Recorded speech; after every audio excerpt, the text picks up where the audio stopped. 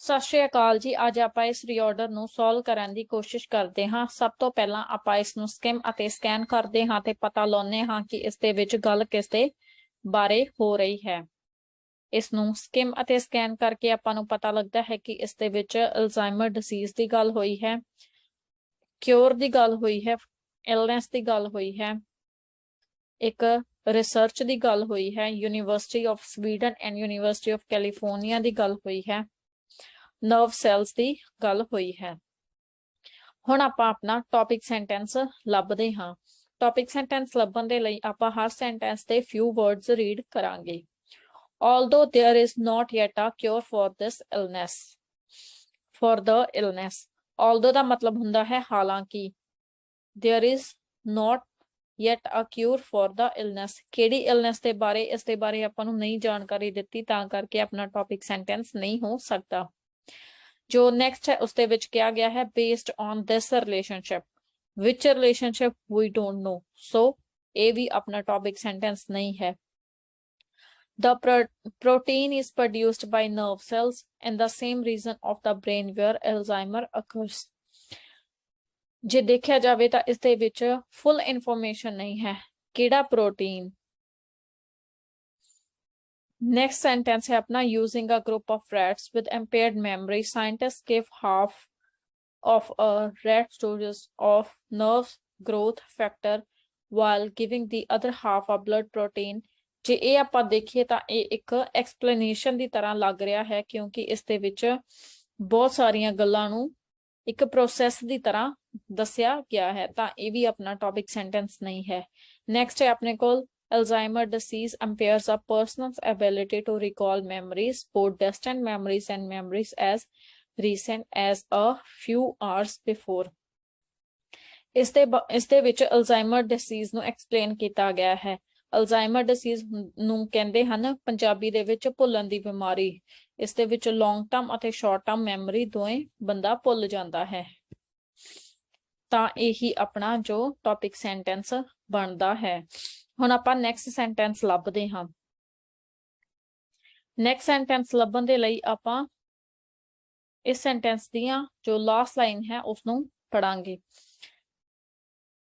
Both distant memories and memories as recent as few hours before.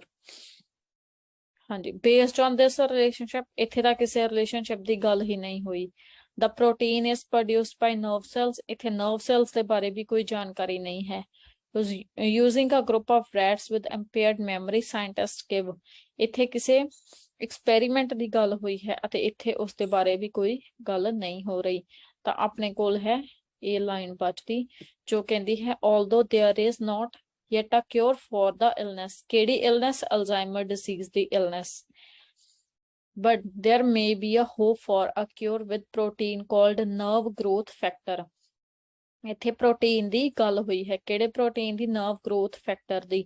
ਜੋ ਆਪਣੀ next line ਬਣੇਗੀ matching word techniques ਦੇ according ਉਹ protein ਅਤੇ ਨਰਵ ਗਰੋਥ ਫੈਕਟਰ ਦੇ ਬਾਰੇ ਹੋਣੀ ਚਾਹੀਦੀ ਹੈ। ਜੇ ਆਪਾਂ ਇੱਥੇ ਪੜ੍ਹਦੇ ਹਾਂ ਤਾਂ ਜੋ ਆਪਣੀ ਇਹ ਲਾਈਨ ਹੈ ਇਸ ਦੇ ਵਿੱਚ ਇਹਨਾਂ ਦੋਵਾਂ ਬਾਰੇ ਇਨਫੋਰਮੇਸ਼ਨ ਹੈ। ਕੀ ਇਨਫੋਰਮੇਸ਼ਨ ਹੈ? The protein is produced by nerve cells in the same region of the brains where Alzheimer occurs.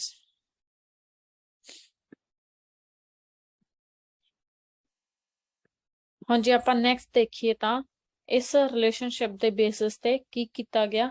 ਜੋ ਸਾਇੰਟਿਸਟ ਨੇ ਸਵੀਡਨ ਯੂਨੀਵਰਸਿਟੀ ਅਤੇ ਕੈਲੀਫੋਰਨੀਆ ਯੂਨੀਵਰਸਿਟੀ ਦੇ ਉਹਨਾਂ ਨੇ ਇੱਕ ਐਕਸਪੈਰੀਮੈਂਟ ਟੈਸਟ ਕੀਤਾ ਕਿ ਜੋ ਰਿਵਰਸ ਕਰ ਸਕੇ ਅਲਜ਼ਾਈਮਰ ਮੈਮਰੀ ਲਾਸ ਦੀ ਇਲਨੈਸ ਨੂੰ। ਕੀ ਕੀਤਾ ਉਹਨਾਂ ਨੇ? ਗਰੁੱਪ ਆਫ ਰੈਟਸ ਯੂਜ਼ ਕੀਤੇ ਇੰਪੇਅਰਡ ਮੈਮਰੀ ਵਾਲੇ ਅਤੇ ਉਹਨਾਂ ਨੂੰ ਡੋਜ਼ ਦਿੱਤੀ ਨਰਵ ਗਰੋਥ ਫੈਕਟਰ ਦੀ।